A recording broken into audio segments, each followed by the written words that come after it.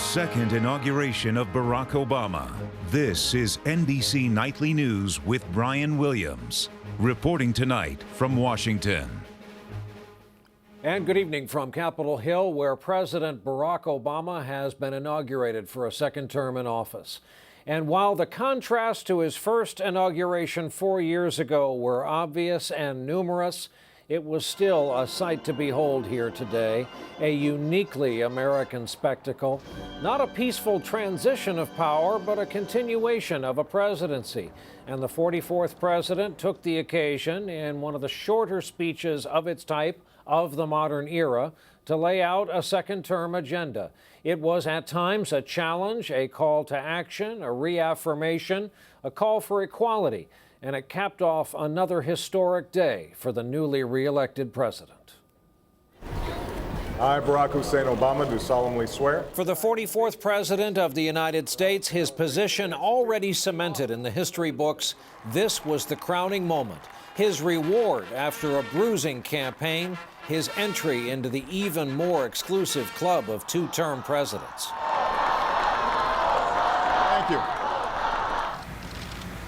The President's Day started with morning services at the place they call, for good reason, the Church of the Presidents, St. John's, across the street from the White House.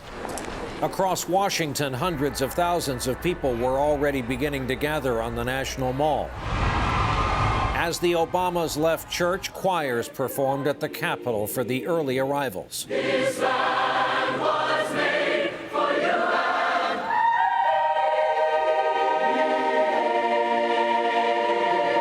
Back at the White House and following tradition, the president hosted congressional leaders for coffee. While across town on the inaugural stand, distinguished guests took their places. The justices of the Supreme Court, former President and Mrs. Carter, former President and Secretary Clinton.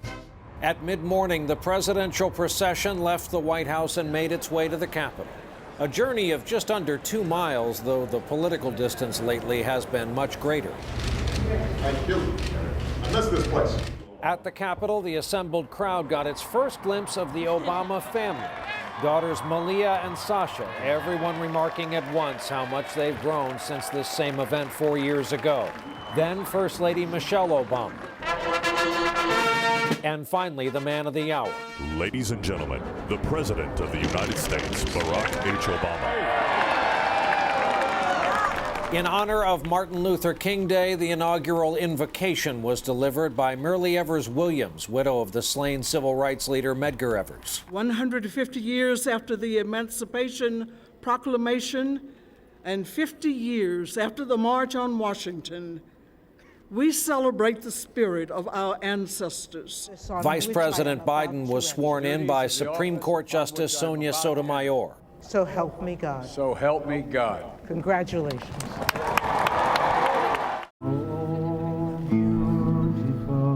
Then James Taylor's rendition of America the Beautiful.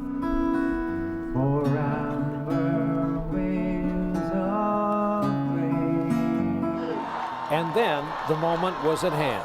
The president swore his oath on 2 Bibles. One was Abraham Lincoln's, the other, Dr. Martin Luther King Jr.'s. Preserve, protect, and defend The Constitution of the United States. the Constitution of the United States. So help you God. So help me God. Congratulations, Mr. President. And unlike 4 years ago, Chief Justice Roberts and the president made it through using the correct wording. Barack H. Obama. And then came the president's second inaugural address. This generation of Americans has been tested by crises that steeled our resolve and proved our resilience. A decade of war is now ending. An economic recovery has begun. We must make the hard choices to reduce the cost of health care and the size of our deficit. But we reject the belief that America must choose between caring for the generation that built this country and investing in the generation that will build its future. The commitments we make to each other through Medicare and Medicaid and Social Security, these things do not sap our initiative, they strengthen us. They do not make us a nation of takers. They free us to take the risks that make this country great. We will respond to the threat of climate change, knowing that the failure to do so would betray our children and future generations. We, the people, still believe that enduring security and lasting peace do not require perpetual war.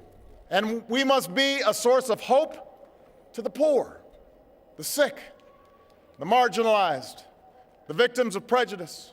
Our journey is not complete until our gay brothers and sisters are treated like anyone else under the law. Our journey is not complete until we find a better way to welcome the striving, hopeful immigrants who still see America as a land of opportunity. Our journey is not complete until all our children, from the streets of Detroit to the hills of Appalachia to the quiet lanes of Newtown, know that they are cared for and cherished and always safe from harm. Progress does not compel us to settle centuries-long debates about the role of government for all time, but it does require us to act in our time with common effort and common purpose, with passion and dedication. Let us answer the call of history and carry into an uncertain future that precious light of freedom.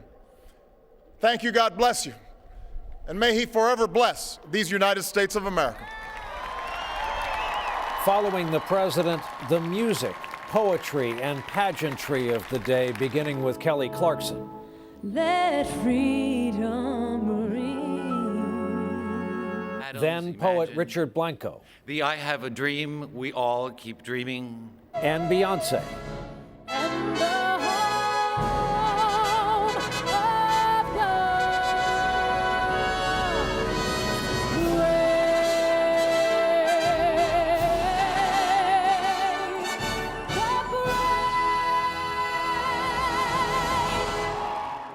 And when it was over, the president paused as if to take it in one last time.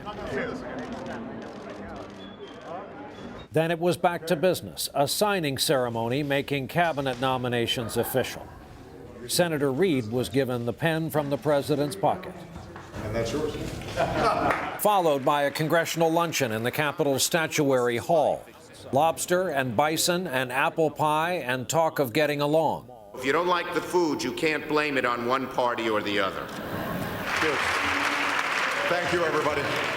God bless you. And God bless America. After that, a moment to review the passing troops on the Capitol steps.